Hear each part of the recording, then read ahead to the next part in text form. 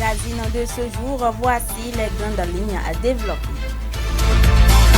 La mairie de Malanville a enclenché depuis quelques jours une opération de recensement des occupants du domaine public, une décision qui fait suite aux différentes réformes opérées dans le secteur du foncier au Bénin. Quel est le bien fondé de cette opération qui fait réagir les citoyens malanvillois? On en parle avec le trésorier communal Elvis Boton Tungu.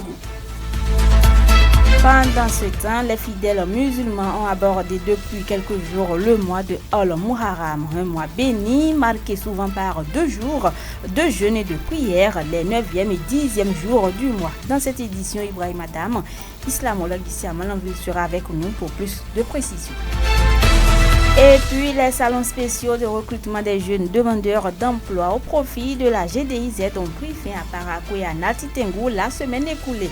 Après cette étape de sélection de ces jeunes des départements du Borgou, de la Libori, de l'Atakora et la Donga, que comprendre de la suite du processus? Élément de réponse dans cette édition. Mesdames, Messieurs, d'autres nouvelles au plan local et international et à la boucle, la revue de presse nationale de Loukman Nourriture sera également au menu. Bonjour et bienvenue à tous. Sota Midi Magazine, le point de l'actualité de la journée sur ta radio. Sota FM, c'est maintenant et tout de suite. Actualité au plan local, plus rien ne sera plus comme avant dans le domaine du foncier ici à Malanville. Ainsi en ont décidé les conseillers communaux de la mairie. Dans ce sens, une opération de recensement des occupants du domaine public a démarré dans tous les arrondissements de Malanville depuis quelques jours. Une opération qui fait couler assez d'encre et de salive dans l'opinion. Que comprendre d'une telle initiative et quel est le bien fondé? Elvis Boni Tungu, trésorier communal en service au Trésor public de Malanville, apporte des éléments de réponse. Nous avons commencé par recenser les occupants du domaine public. Porté au niveau des conseillers communaux, ils ont jugé bon de fixer un prix au mètre carré. Donc c'était fixé à 300 francs le mètre carré. La population au début était réticente par rapport à ça. Les conseillers communaux de la commune de Malanville ont jugé bon de revoir les prix par rapport au mètre carré. Vous savez, d'autres occupent le domaine public, mais en faisant les calculs, il peut arriver que le montant soit plus grand. Et quand le montant est grand, les élus ont trouvé de faire des ajustements pour que le montant ne soit pas élevé au niveau du paiement par les citoyens. Le bien fondé, c'est le développement même de la commune. Payer les taxes pour qu'il y ait un développement, pour que cette somme soit utilisée pour faire des infrastructures, à réparer les routes, utiliser ça pour construire des hangars dans les marchés, des boutiques dans les marchés, des ouvrages pour apporter de l'eau à la même population. En payant cette taxe sur le domaine public, la population contribue au développement de la commune. Face aux différentes difficultés rencontrées déjà sur le terrain dans le cadre de cette opération, le trésorier communal de Malanville lance l'appel que voici aux populations et aux chefs des confessions religieuses. Elvis Boni Tungu se veut plus précis. La population est vraiment réticente dans ce recensement-là. D'autres occupants discutent encore le mètre carré, le prix du mètre carré. D'autres occupants discutent encore la superficie qu'eux-mêmes occupent. D'autres refusent même de se faire recenser. Quand ils voient ceux qui font les opérations venir vers eux pour les recenser, ils ferment les boutiques ou bien leurs lieux de vente et ils sont assis. Quand vous venez, ils disent qu'ils ne connaissent pas celui qui occupe le domaine public. Toutes ces difficultés ne nous permettent pas d'avoir une liste exhaustive des occupants du domaine public. Et si on n'a pas une liste exhaustive des occupants du domaine public, d'autres vont penser que nous sommes en train de faire d'une part deux mesures, on recense d'autres, on ne recense pas d'autres. L'appel que j'ai à lancer pour la population, c'est de nous faciliter la tâche sur le terrain, d'accepter de se faire recenser. Les voisins acceptent de recenser aussi leurs voisins. Même si l'occupant n'est pas là, que le voisin est là, tout au moins il peut dire c'est telle personne qui occupe tel espace aux confessions religieuses, aux têtes couronnées, à toute la population de Malanville, dans les mosquées, dans les assemblées, dans les églises, de nous aider à relayer l'information pour que la population de Malanville accepte de payer l'occupation du domaine public. Notre religion à présent, ce lundi 15 juillet 2024 marque le 9e jour du premier mois du calendrier lunaire. En islam, ce mois de Muharram est un mois béni et considéré comme le mois de Dieu selon les islamologues. Ainsi, plusieurs fidèles musulmans optent pour le jeûne tel que recommandé par les saintes écritures. Quelle est alors la portée spirituelle de ce jeûne pour le fidèle musulman? Ibrahim Adam, islamologue ici à Malanville, explique. Al-Muharram, qui est ce mois béni dans lequel nous sommes, Dieu l'a considéré comme son mois. Il dit Shahrullahi Al-Muharram, que lui, son mois qu'on appelle Al-Muharram. Le prophète, alayhi salatu wassalam, dit quelqu'un qui gêne le 10e jour de ce mois-là, l'année qui vient de finir là, tout petit péché entre l'être humain et son créateur seront effacés par la grâce de Dieu avec la seule journée qui va gêner. Maintenant, ils les ont dit, ceux que tu as trouvés dans Madine en train de jeûner là, ils ne jeûnent que les 10. Nous, même si nous jeûnons le 10 comme eux, ça veut dire qu'il n'y a pas de différence entre l'islam et non l'islam. Le prophète alayhi salatu wassalam les a dit, si Dieu m'a donné longue vie et m'a montré l'année qui vient, je vais jeûner le 9, en plus le 10 en même temps. Et par la grâce de Dieu, il n'a pas vu la nouvelle année, il a rendu l'âme. Donc c'est ça qui nous autorise à jeûner le 9 et le 10. Ceux qui n'ont pas eu à jeûner le 9, ils peuvent jeûner le 10 et le 11 pour pouvoir mettre de différence entre le jeûne, les habitants de Madine et nous. C'est ça un peu l'importance du premier mois de l'islam et le 10e jour du mois qu'on doit jeûner. Le calendrier lunaire étant différent de celui grégorien adopté par les fidèles chrétiens, comment se fait alors le décompte des jours du calendrier lunaire? Élément de réponse avec notre source Ibrahim Adam.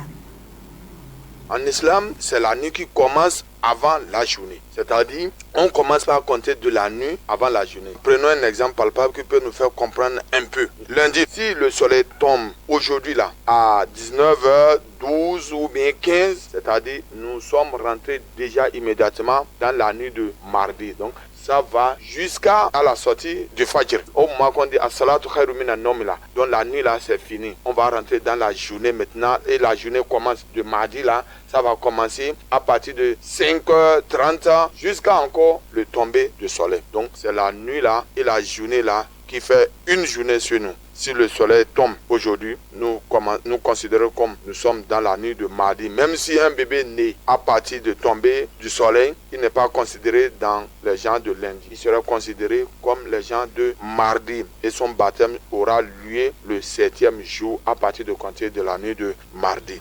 Malgré que le jeûne des 9e et 10e jours n'est pas une obligation, les compagnons du prophète jeûnaient même en étant en voyage et c'est pourquoi Ibrahim Adam lance un message vibrant à toute la communauté musulmane. On l'écoute.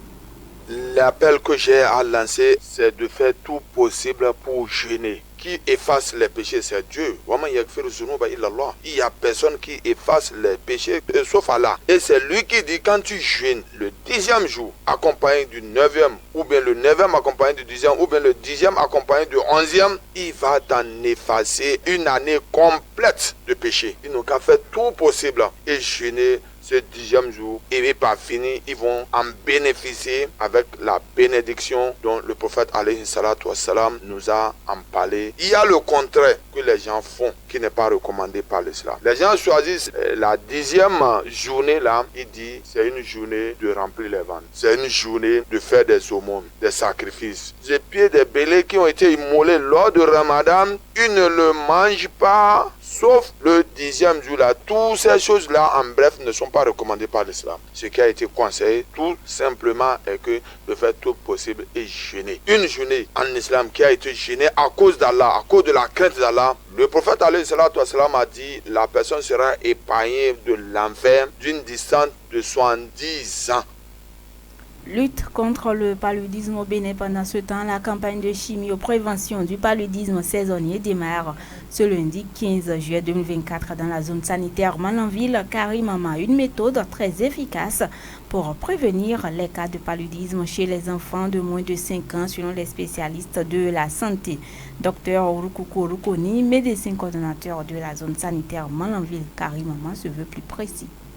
La CPS, c'est la chimioprévention du paludisme saisonnier, qui est une intervention en complément aux différentes méthodes mises en place par le Programme national de lutte contre le paludisme à travers le ministère de la Santé pour lutter contre le paludisme. Ce moyen qui est mis en place a commencé depuis 2019. Ça entre en compte des méthodes utilisées par le PNLP pour prévenir le paludisme et surtout les formes graves, surtout les formes anémiques des enfants de moins de 5 ans. C'est pour déjà prévenir le paludisme, que ça soit dans sa forme simple, dans sa forme grave, surtout les formes anémiques. Et c'est l'objectif vraiment de la CPS. Outre les méthodes déjà utilisées, que ce soit les moustiquaires imprégnés, la propriété autour de nos locaux, le fait de lutter contre les eaux usées que nous jetons un peu partout. Donc, face à tout ça, la CPS est venue pour renforcer encore une fois ces mesures de lutte-là.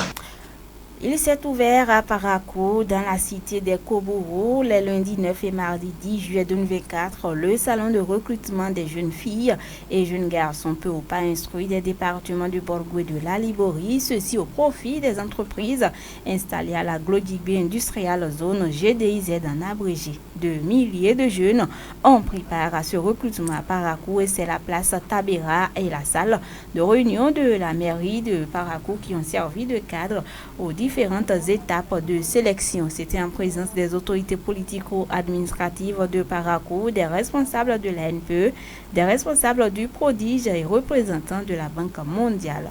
Pendant 2 jours, les jeunes ont été soumis à un processus de sélection à travers plusieurs épreuves. Ainsi, la NPE et Azoli facilitent l'insertion professionnelle des jeunes. Suivez les impressions respectives de Hassanat Agwakou, Afid Soufsounon et de Bouhanat, tous admises après toutes les étapes. J'ai été sélectionnée dans le domaine de la textile. Je n'imaginais même pas qu'on me sélectionne. C'est vraiment une joie pour moi. Au fait, je ne connaissais pas l'endroit trop, mais j'ai quand même l'ambition d'aller découvrir l'endroit et mieux exprimer mes expériences là-bas. Ça n'a pas été facile, franchement. J'ai voulu même abandonner. C'est un frère à moi qui m'a même consolé de venir encore voir. Et avec son aide, ça a vraiment marché. Ils m'ont posé pas mal de questions. D'abord, nous avons pris part le test et après ça on a été dans une salle, on a posé des questions, on a joué à certains jeux. Après ça, ils sont venus maintenant pour l'entretien. Je fais la couture, c'est dans le domaine de la couture, je crois qu'ils m'ont sélectionné. Je suis ravi de ce recrutement puisque cela me permettra de renforcer mon niveau dans certains domaines. On a eu des épreuves à notre disposition pour la composition. Après cela, ils nous ont amenés dans des salles pour certaines activités afin de voir le niveau de tout un chacun de nous. Finalement, ça a été bon. Je suis content de cela. Quel métier tu veux aller faire à Glodibé? Peu importe le métier qui se trouve là-bas, c'est le fait de me former et d'acquérir certaines connaissances, c'est tout ce qui compte pour moi. Je remercie le gouvernement d'avoir mis en place le dispositif Azoli pour le recrutement des jeunes, puisque cela permettra aux jeunes qui n'avaient pas d'emploi et ne savaient pas quoi faire, d'avoir un emploi pour satisfaire certains besoins. Je suis venue pour le processus de recrutement dispositif Azoli. Premièrement, on a composé d'abord. La deuxième étape, on a fait la visualisation et après on a fait la rapidité et après la dernière étape, on a posé des questions. Bon, c'est tout. À la fin, ils ont dit que moi j'ai été retenue pour la société Salès. Dans son adresse, le secrétaire technique du Prodige, Wilfried Ogbessi, est revenu sur l'objectif de ce salon profit des jeunes peu ou pas instruits. On peut dire que l'opération que nous avons menée est une réussite parce qu'on a eu une mobilisation générale des jeunes au niveau du Borgou à Liborie. On a accueilli au niveau du lieu d'enregistrement et d'entretien de sélection des jeunes plus de 2000 jeunes que nous avons eus au niveau de ce lieu d'enregistrement. Tous les acteurs étaient mobilisés pour assurer une mobilisation des jeunes, que ce soit les autorités communales au niveau des départements du Borgou et de la Liborie, que ce soit les autorités préfectorales, tous se sont mobilisés pour pouvoir assurer une bonne participation des jeunes par rapport à cette opération. Parce que cette opération était nécessaire pour pouvoir permettre la pleine participation des jeunes jeunes des départements du Septentrion pour leur insertion professionnelle au niveau de la zone industrielle de Glodjibé. Comme vous le savez, le Bénin est en train de démarrer progressivement ou bien de faire ses pas au niveau de la révolution industrielle du Bénin à travers la mise en place de cette zone industrielle de Glodjibé. Et pour assurer une mise en œuvre efficace de cette révolution industrielle, il est question d'assurer une meilleure qualification de la main-d'œuvre constituée par les jeunes, surtout les jeunes peu ou pas instruits qui constituent une force productrice au niveau du pays. Il faut véritablement assurer la transformation de cette jeunesse en force de production. Occasion pour Simplice Togbe à l'issue de ces 2 jours de sélection de faire le point à l'étape de Parakou. Simplice Togbe est le directeur de l'emploi salarié à l'ANPE. Alors, au terme des 2 jours du salon à l'étape du Parakou, globalement, c'est un peu plus de 2000 jeunes candidats qui ont fréquenté le salon.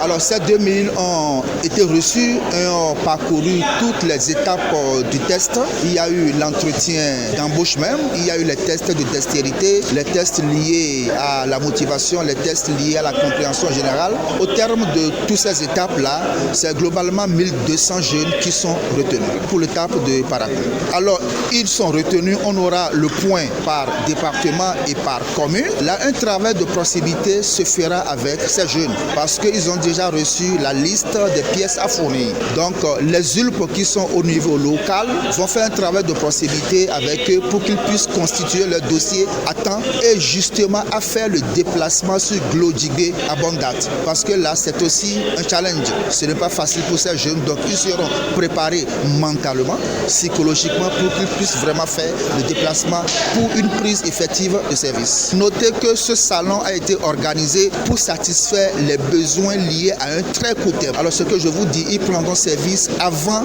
la fin de ce mois de juillet. À l'issue de toutes ces étapes, quelle sera la suite à donner à ce recrutement? À cette préoccupation, Donaldine Dossou répond.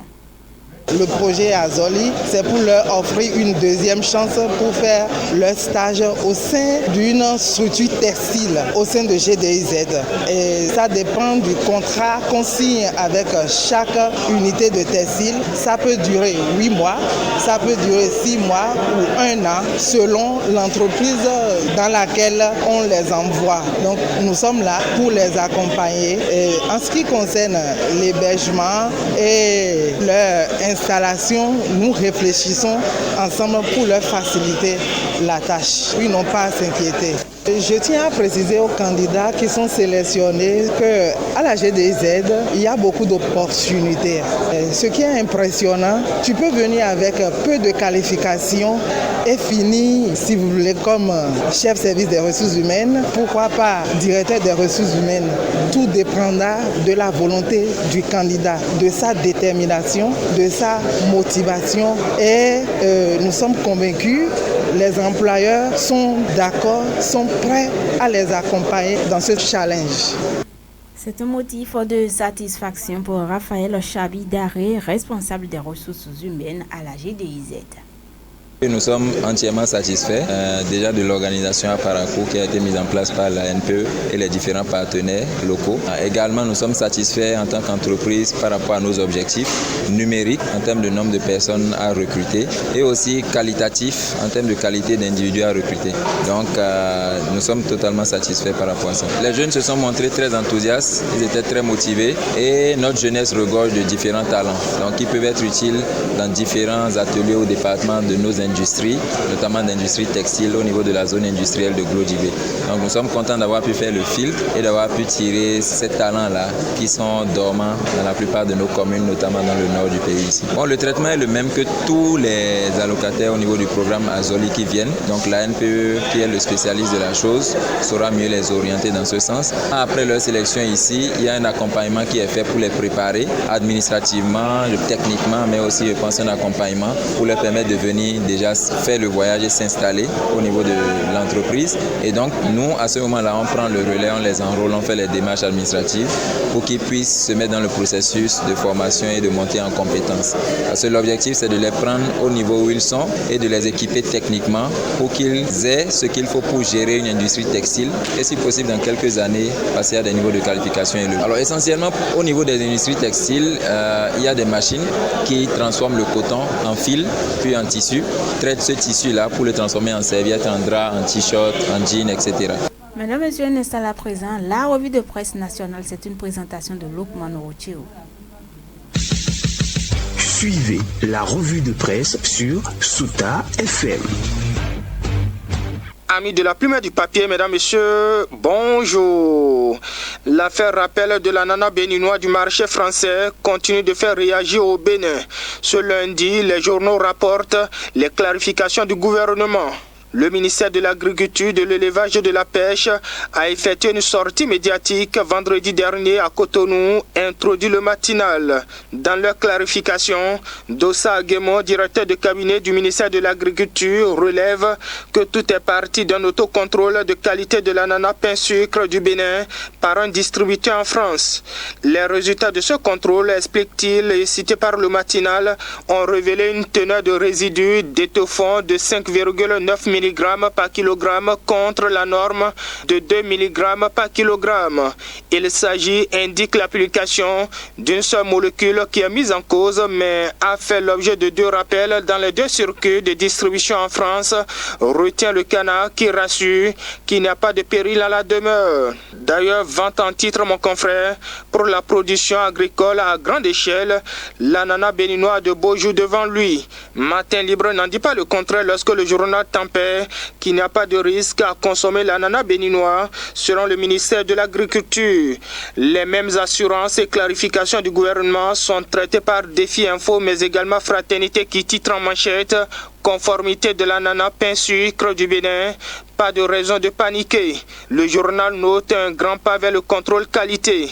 Par contre, ainsi dans la suite, l'informateur constate un flou dans les affaires d'une structure nationale. Il s'agit de l'Agence nationale d'identification des personnes ANIP et indique le journal qui fait remarquer que l'ANIP continue de faire couler beaucoup d'encre et de salive. La semaine écoulée encore, souligne la publication, certains agents ont été déposés en prison et d'autres relaxés après leur passage à la brigade économique et financière et à la criette. À l'heure actuelle, on parle de plus de 10 agents en prison, tandis que, écrit l'informateur, la situation du directeur général Pascal Niamouninda n'est totalement pas encore élucidée. Vivement une sortie du procureur spécial pour élucider l'affaire, espère le journal. En attendant, ce sont 2 policiers qui sont déposés en prison suite à l'évasion d'un détenu admis aux soins, renseigne le Télégramme. À en croire la publication, il s'agit de 2 gardes pénitentiaires qui sont déposés en prison après audition du procureur de la République près le tribunal de Nati-Tengou, qu'ils ont été interpellés suite à l'évasion d'un prisonnier dont ils avaient la garde. Et de Nati-Tengou à Godomé, Daibi Info rapporte que là-bas, c'est 4 policiers qui sont arrêtés. Et pour cause, le journal fait savoir que 2 détenus se sont évadés. Et donc, au commissariat de Godomé, des détenus s'évadent et 4 policiers mis aux arrêts à l'image du chef d'arrondissement de Zoukon dans la commune de Djidja. C.F.E. chef d'arrondissement de Zoukon dans la commune de Djidja n'est plus libre de ses mouvements, informe le potentiel. Ce élu du parti Bloc républicain a été interpellé dans un quartier à Boycon jeudi 11 juillet dernier dans une opération de traque lancée contre les présumés cybercriminels. Sous oxygène de la garde à vue avec d'autres présumés cybercriminels, l'élu sera présenté au procureur spécial de la Criette, annonce le Canard. En attendant ainsi dans le reste, 4 morts et plusieurs personnes blessées. C'est le bilan révèle en manchette le Soleil Bénin Info d'un accident de circulation à Dassa. Encore un accident à Dassa-Zoumé, soupire le journal. La boussole dénombre exactement 4 morts et 41 blessés dans une collision dans la cité de Omodiagou. Dans ça de plus en plus carrefour de la mort, ça triste mon confrère. Et loin de la tristesse, cette fois, pour ainsi finir, le télégramme Dynamise Info d'Abarou Diakpata, le potentiel et bien d'autres publications rapportent le tirage au sort de 51 PRMP au profit des communes à statut ordinaire. Les journaux publient la liste de ces personnes responsables des marchés publics tirés le vendredi dernier. Mais Dabarou, le télégramme informe que la secrétaire exécutive de Kalale, Madame Ida Tossou Dada Voudou, est suspendue de son poste. Pour Dabarou, la SE Ida Tossou a perdu son poste pour violation des principes de liberté d'accès à la commande publique. Les journaux en publient les détails. Quant à nous, mesdames et messieurs, on s'arrête ici dans l'espoir de nous retrouver demain pour un autre rendez-vous. Fin de cette revue. Merci de m'avoir suivi. À demain. C'était la revue de presse sur Sota FM.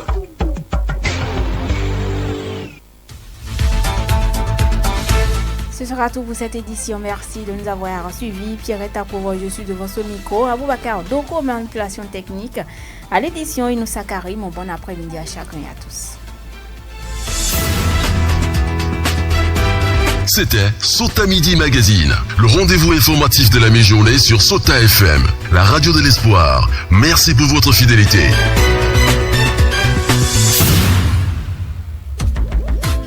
Suivez la chronique en français facile sur Sota FM. La chronique en français facile sur Sota FM. Alassane Sani Bio.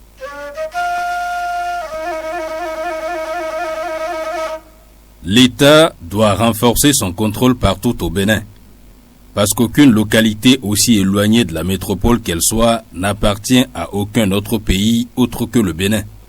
Ses habitants ont aussi le même droit que les habitants d'autres localités où on veille sur tout le système. Je le dis parce qu'il y a des services déconcentrés et décentralisés de l'État où la satisfaction des usagers est loin d'être une réalité. Les agents sont érigés en rois. Ils dictent leurs lois et personne ne peut parler, oubliant qu'ils ont droit à leur salaire grâce au contribuable qui vient pour jouir de ces droits aussi. Il faut commander, à la limite supplier avant d'être accueilli, un accueil qui laisse à désirer. Certains de ces agents, surtout ceux à un petit niveau de responsabilité déjà, sont régulièrement manqués à leur poste. Par le passé, la pratique est générale dans toutes les administrations du pays, y compris la capitale sous les yeux des dirigeants. Mais la donne a remarquablement changé dans certaines grandes villes, même s'il y a des poches de résistance. Aujourd'hui, la gangrène fait mal dans les zones où l'œil de l'autorité est absent. En dehors de la qualité douteuse du service, son accessibilité pose problème. On ne cite aucune catégorie d'administration, mais le mal est réel. Chacun n'a qu'à se mirer pour se situer. Nous connaissons tous la rigueur du régime actuel à cet effet, mais cette rigueur semble épargner les zones reculées. Sinon, on ne doit pas assister à ces genres de comportements dans nos administrations.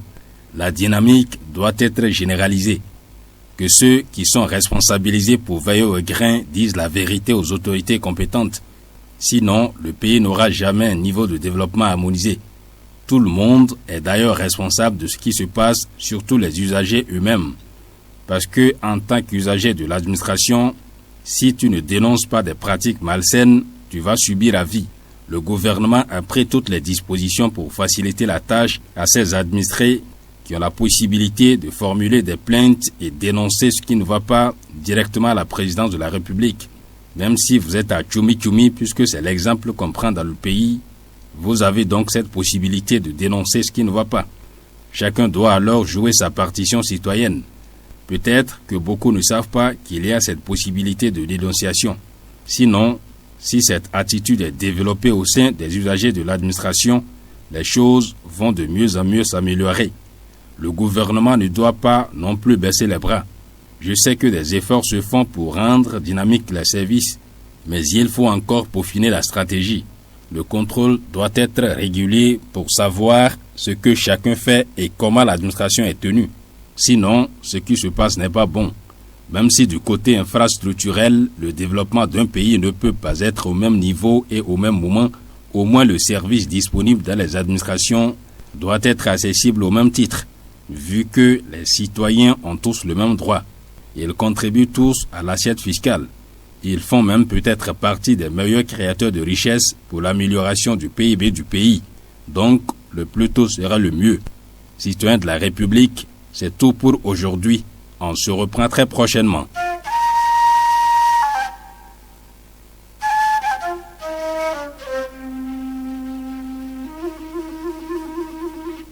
C'était la chronique en français facile sur Sota FM.